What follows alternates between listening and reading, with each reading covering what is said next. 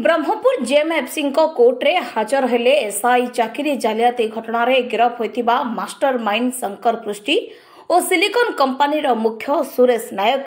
आज crime branch दुईटी team उभय को कड़ा सुरक्षा रे कटकरू ब्रह्मपुर कोर्ट को आनिथिले। ब्रह्मपुर जेएमएफसी रूरल कोर्ट रे शंकर और सुरेश को हाजर करा जायतिला।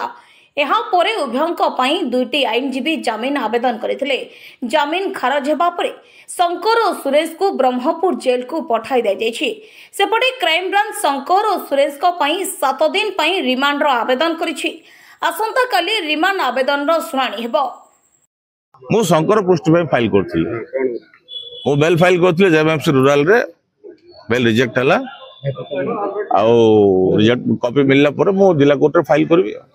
ये जो एसआई जो परीक्षा पाई जो 121 जन जो फॉरवर्ड होते से भितर 114 जन बेल पाई